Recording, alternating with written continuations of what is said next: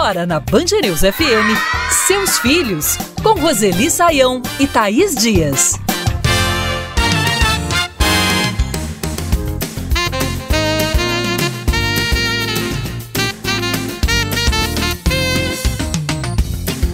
Começa com aquela paixão, vira o amor, vem os sonhos, a vontade de dividir a vida. Os planos vão se concretizando, casa, filhos, mas nem sempre o casamento termina como nos contos de fada, com felizes para sempre. E quando vem a separação, a preocupação deve ser com o bem-estar desses filhos e é isso que deve prevalecer. A gente fala que sempre há ex-marido, ex-mulher, mas não há ex-pai ou ex-mãe. Então abrimos espaço aqui nos Seus Filhos em versão ampliada para falar sobre a separação dos pais. Eu, Thaís Dias, estou por aqui, junto comigo sempre ela, Roseli Saião. Tudo bem, Roseli?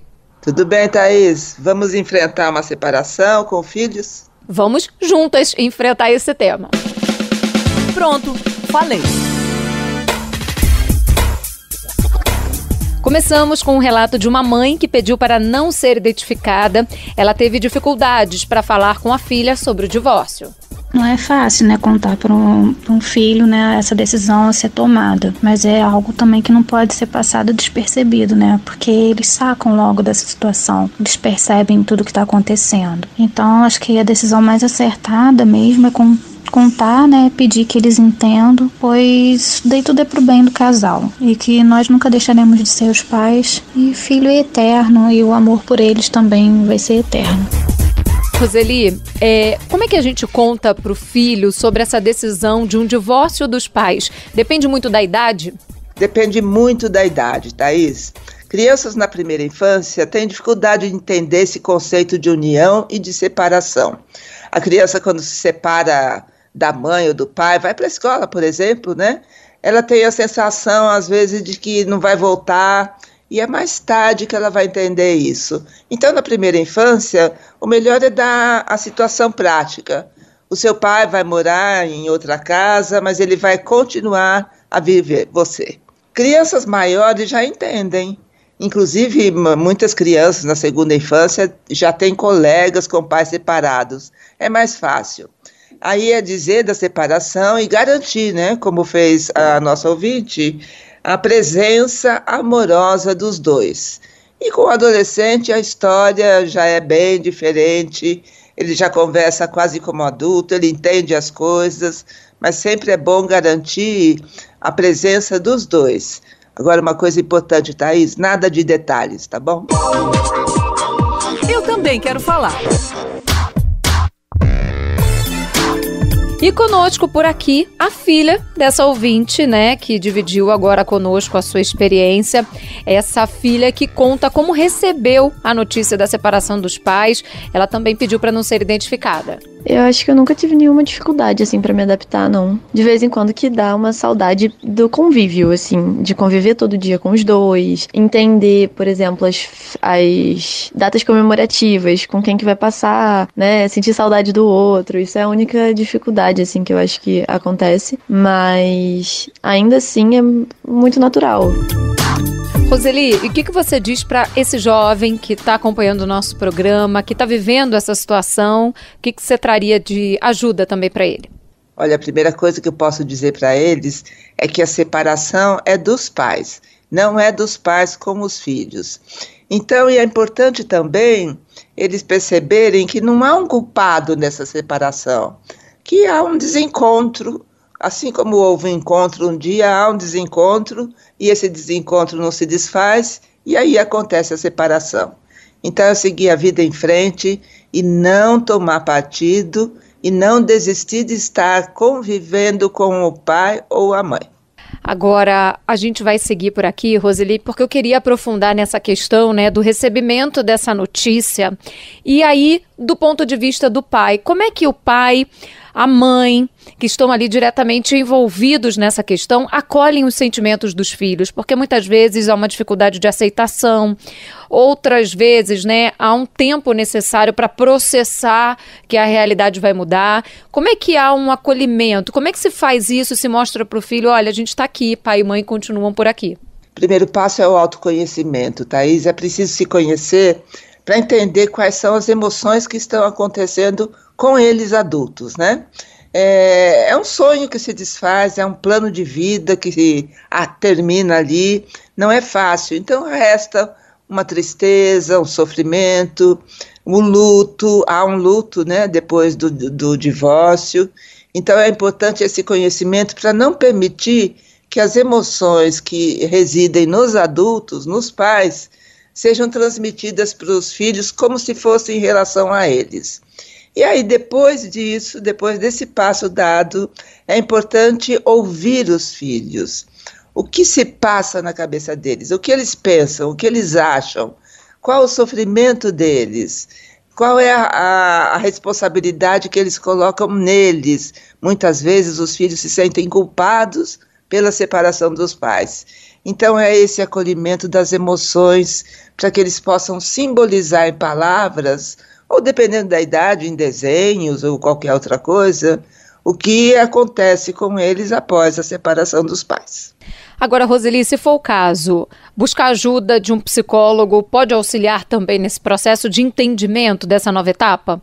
Pode ajudar bastante, principalmente os pais, quando os filhos são pequenos. Quando é filho adolescente, ele já pode, ele mesmo, procurar uma ajuda, né? É claro que com a orientação e o apoio dos pais. A ajuda do psicólogo para o ex-casal pode colaborar muito para que o bem-estar dos filhos, como você citou lá no início, prevaleça. Para amarrar esse assunto por enquanto, porque daqui a pouquinho a gente vai voltar nele, e a escola? Muitas famílias reportam à escola essa situação particular de um divórcio. É o caso, Roseli? Eu não sou favorável a essa posição, nem das escolas que pedem que os pais conversem a respeito disso, né? E nem aos pais que vão para a escola contar. É uma intimidade da família, do casal. Uma hora ou outra a escola vai ficar sabendo, às vezes pela comunicação do próprio aluno, né? Que em algum momento diz alguma coisa a respeito. Mas olha, não é preciso, porque isso não vai interferir no aprendizado e no ensino. Caso o aluno apresente alguma dificuldade, a escola vai considerar a possibilidade de o divórcio dos pais estar provocando isso. E não é assim, a escola precisa entender que a dificuldade da aprendizagem que surge em alguns momentos, surge em todos os alunos. E aí a escola tem condições de superar esses momentos dos alunos.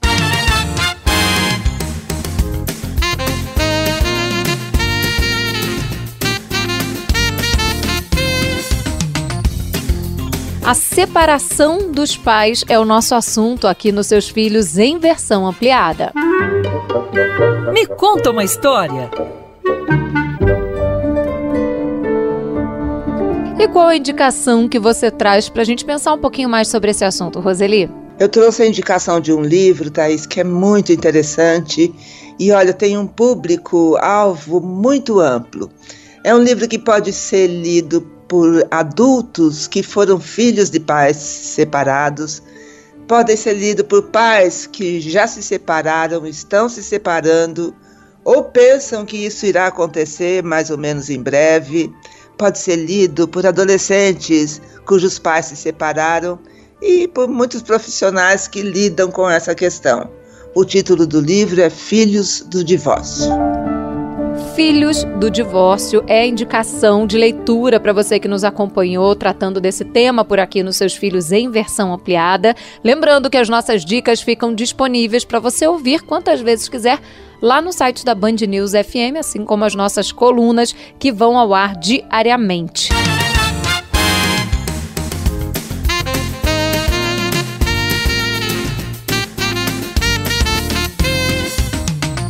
Expectativa versus realidade. Quem vê close, não vê corre. Expressões que bombam nas redes sociais e que poderiam facilmente fazer referência à maternidade. Nasce um filho, nasce uma mãe. Na maioria das vezes há uma romantização da maternidade, uma imposição de padrões pré-estabelecidos que devem ser seguidos na hora da maternagem. Mas não é bem assim, né? O impacto disso é muito grande. Vem culpa, angústia, problemas de saúde mental. A gente precisa quebrar esse ciclo de cobrança, de busca pela perfeição e entender que educar os filhos é sim desafiador, exige sim paciência, criatividade, uma rede de apoio e não exige julgamentos do outro lado. Bora falar sobre a maternidade real aqui nos Seus Filhos em versão ampliada. Pronto, falei. De Curitiba, Bruna Luize desabafa que a culpa é um reflexo comum da romantização da maternidade nas redes sociais. Nasce uma mãe, nasce uma culpa. E isso se dá muito porque a mulher cresce escutando que mãe, que mãe sabe de tudo. E quando a realidade bate na porta, a gente vê que na verdade não é bem assim. Hoje, com a internet, isso é ainda muito mais difícil. Porque além da gente já se culpar, a gente ainda tem o fator da comparação. A gente compara os nossos bastidores com a grama sintética do vizinho e essa culpa acaba batendo mais forte ainda. Eu adorei essa comparação, Roseli, porque a grama sintética do vizinho, ela parece mais verde que a nossa, mas nem sempre é isso não, né? É verdade, eu adorei também, Thaís, e tô aqui rindo, porque a grama sintética é sempre perfeitinha, né? A chuva não estraga, a seca não estraga, tá sempre assim com visual lindo, mas é sintética e, portanto, né, não é natural. Sim, principalmente no início, na gravidez, na espera de um filho, há essa idealização. Eu não vou fazer isso que eu já vi uma mãe fazer, eu farei aquilo que é importante para o meu filho. E quando nasce o filho muda tudo, porque a realidade muda o ideal, né? Transforma o ideal em realidade mesmo. Então é preciso pensar que não existe mãe perfeita, nós sempre iremos errar, mais cedo ou mais tarde, em geral mais cedo, né? E às vezes alguns erros que as mães cometem, a gente só vai saber mais tarde, bem mais tarde, até quando o filho se torna adolescente ou adulto. Então, o importante é, depois que o filho vai dormir, independentemente da idade que ele tenha, aí a mãe deve pensar, como foi o dia hoje, o que ele me trouxe, como eu reagi, será que essa foi a melhor reação, será que eu posso melhorar? É nesse momento que a responsabilidade substitui a culpa, e isso é muito bom para a saúde mental. Para bom entendedor. Conosco por aqui para falar dessa romantização da maternidade, a pesquisadora Milena Freire, que é coordenadora do Grupo de Pesquisa, Comunicação, Gênero e Desigualdades da Universidade Federal do Mato Grosso do Sul. A ideia de que a maternidade é uma realização, um destino esperado para as mulheres e que elas devem organizar toda a sua rotina e seus planos de vida priorizando o cuidado com os filhos é parte do que chamamos romantização da maternidade. Isso acontece porque se parte da ideia de que a mãe é a principal responsável pelas crianças e que toda abnegação que ela faz durante a vida é feita em nome do amor. Assim, não sobra espaço para essas mulheres questionarem o porquê que o cuidado não deve ser uma responsabilidade coletiva e não apenas dela. Roseli, é muito importante a gente ter essa noção de que a criação de um jovem, de uma criança, é sim um trabalho coletivo. Muito importante. Eu achei bem interessante o que ela disse, né, da responsabilidade coletiva.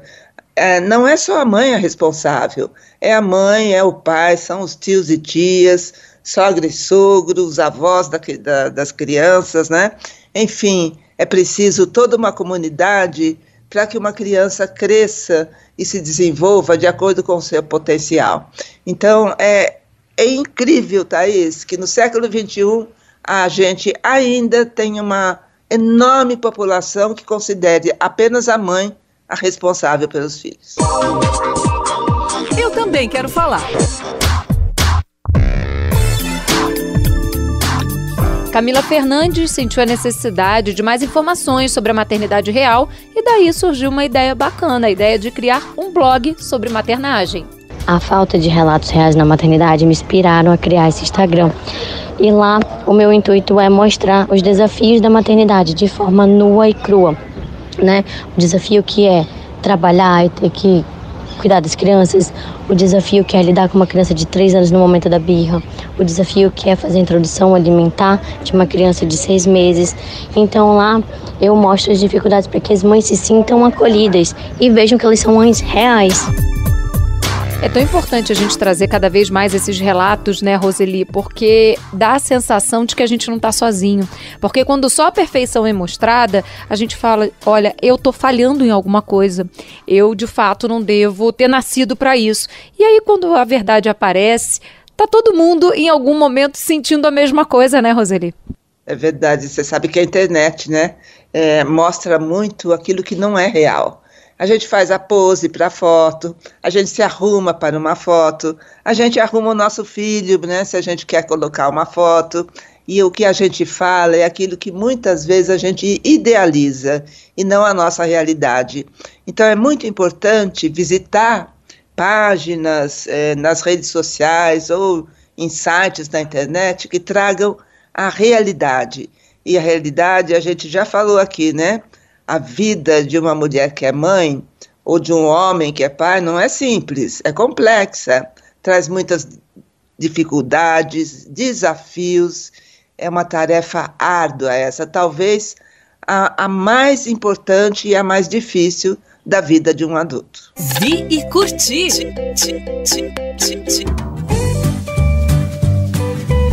E sobre isso, Roseli, qual é o filme que você indica pra gente, a série, o que você preparou? Eu vou indicar um filme, Thaís, de um diretor que eu gosto muito e fala muito sobre a mãe, é Almodóvar. O filme chama-se Mães Paralelas. E é a história de 2 mulheres em etapas diferentes da vida que se conhecem no hospital prestes a ter filhos. E a relação entre elas e o que elas falam a respeito da expectativa do nascimento do filho. É muito interessante esse filme, Mães Paralelas.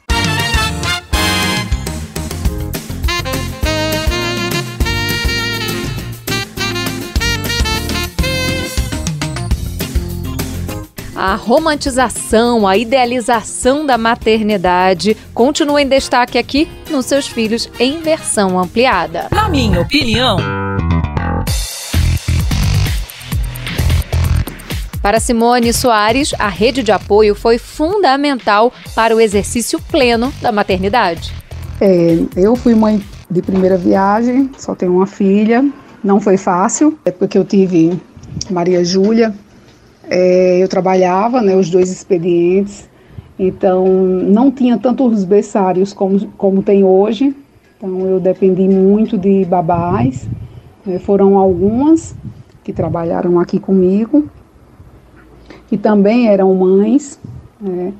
Eu tive pouco apoio da minha família, porque minha família não mora aqui, né, em João Pessoa, elas moram em Campina, então todo mundo trabalha, então ficava difícil. O pouco que eles conseguiam vir me ajudavam bastante, mas tive muito apoio também de algumas amigas, né, que me socorriam.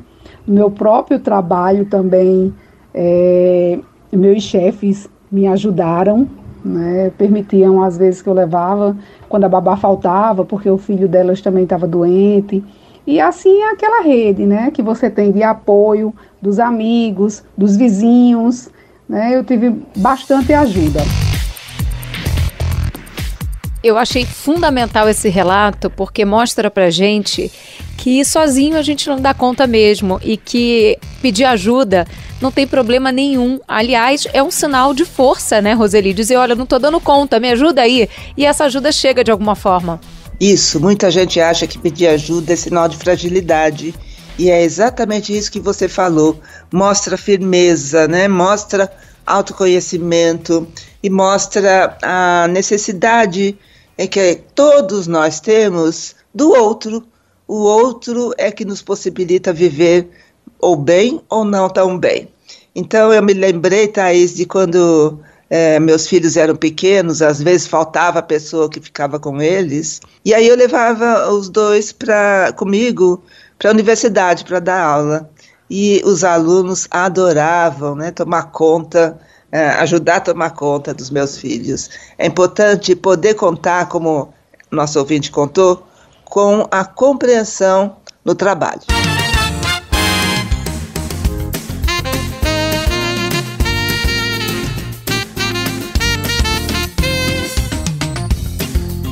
A prematuridade no parto é a principal causa mundial de mortalidade infantil. E o Brasil está na 10ª colocação no ranking mundial dos países com mais nascimentos prematuros. São aproximadamente 340 mil por ano, segundo o Ministério da Saúde. Apesar disso, poucas famílias se preparam para essa possibilidade. É um momento que exige cautela, uma rede de apoio e um acompanhamento especializado. E neste mês, celebramos o Novembro Roxo, uma campanha de conscientização sobre o tema, e abrimos espaço também para falar sobre a prematuridade aqui, nos Seus Filhos, em versão ampliada. Minha voz. Por aqui conosco, a Rita de Cássia, que é mãe do Anderson, que nasceu prematuro e ficou 37 dias na UTI. Ela fala um pouco dos medos, da insegurança.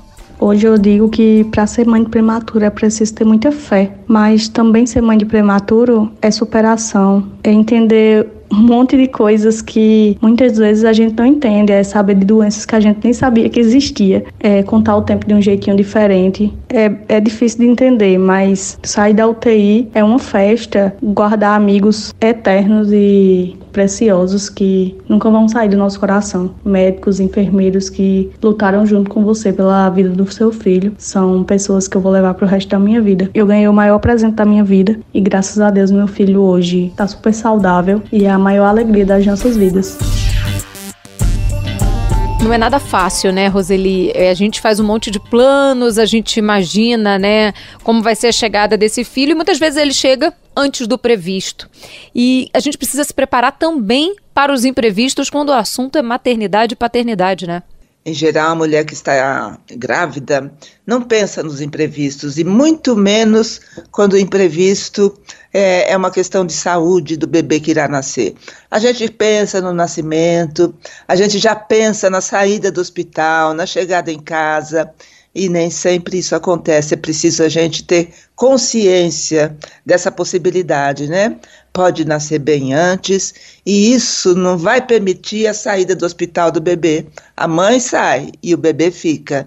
Então, eu já ouvi relatos de mães que tiveram bebês que nasceram e precisaram ficar na UTI até 3 meses, né?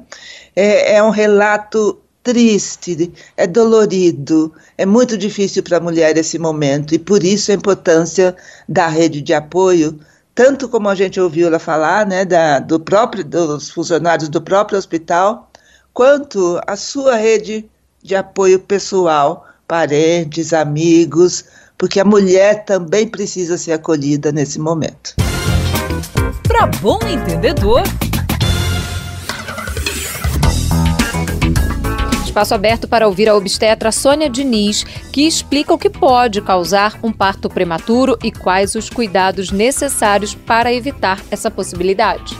A evidência de contrações numa gestação a partir de 20 semanas até 37 semanas podem sim representar o início de um trabalho de parto. É evidente que são importantes dados como frequência das contrações, a duração da contração, a perda de líquido amniótico, o sangramento. Existe uma outra condição também, que é o aparecimento de sludge, que seria sinal de uma infecção, e o encurtamento do colo. As principais causas são as infecções urinárias, o diabetes, a hipertensão, o tabagismo, o alcoolismo e principalmente um pré-natal inadequado.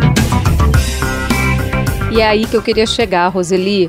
Um pré-natal próximo desse médico, com uma relação de confiança, feito da maneira correta, é muito importante quando a gente fala de prevenção da prematuridade. É muito importante e é um privilégio, né? Porque se a gente pensar no enorme número de mulheres grávidas que não têm essa possibilidade e que o Estado não oferece isso, né? É lamentável, a gente só pode lamentar. Quem tem essa possibilidade precisa realmente dessa proximidade, dessa relação, que é uma relação de acolhimento, né? O médico ou a médica precisam acolher esta mulher grávida, principalmente quando ela enfrenta esses tipos, né, de sintomas que a gente acabou de ouvir. Eu também quero falar. A Denise Sugitani é representante da ONG Prematuridade e explica que a experiência de ter um filho prematuro requer uma rede de apoio familiar e também do hospital. Aqui no Brasil, em torno de 12% das famílias passam por essa experiência de ter um filho na UTI neonatal, lutando pela vida. E essa experiência é transformadora. Com certeza, ter uma rede de apoio, tanto na família, entre os amigos, buscando esse apoio na própria equipe do hospital ou com organizações não governamentais como a nossa, isso faz toda a diferença, justamente para trazer esse colo num momento tão delicado.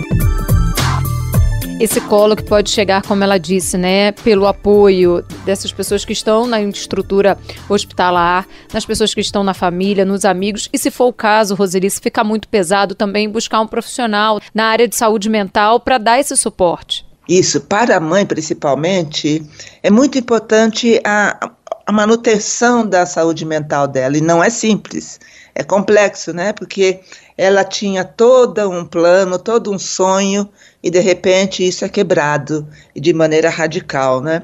Então é preciso sim considerar a possibilidade de consultar um profissional da área da saúde mental para ter um apoio profissional, às vezes até por um curto período medicamentoso, mas a escuta, né, das angústias da mulher são muito importantes para que ela consiga se manter bem para acompanhar o filho.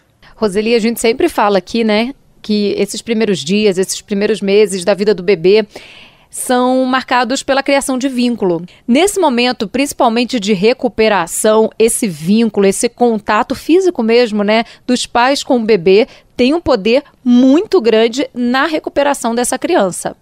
Muito, é muito importante a presença da mãe, do pai, né, sempre que possível. A voz da mãe, a voz do pai, é claro que o bebê não vai entender nada, mas ele vai sentir a amorosidade também e vai ajudar a criar e manter esse vínculo, e ajuda muito, Thaís, a gente já tem estudos a esse respeito, nessa luta que o bebê faz pela própria vida.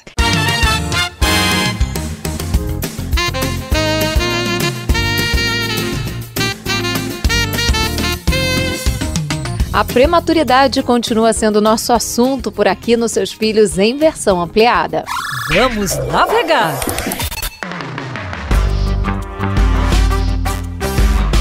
Tem dica na área? Qual é a sua indicação, Roseli?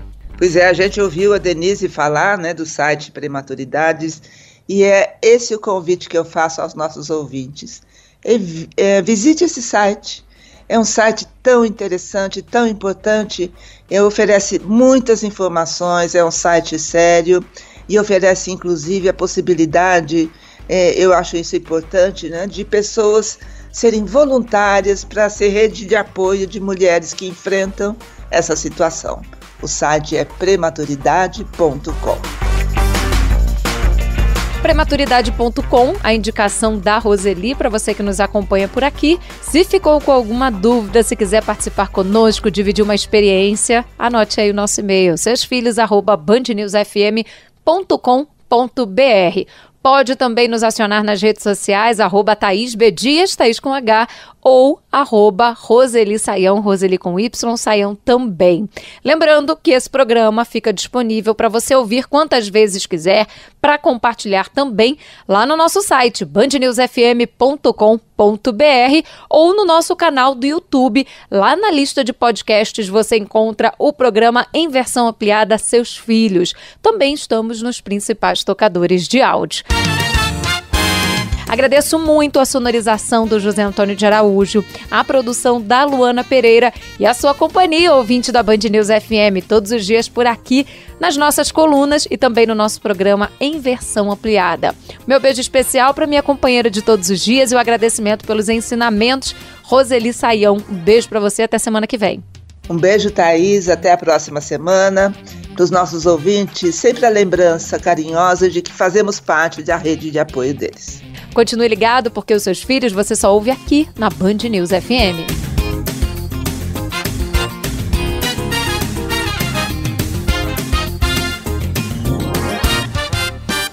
Você ouviu Seus Filhos, na Band News FM.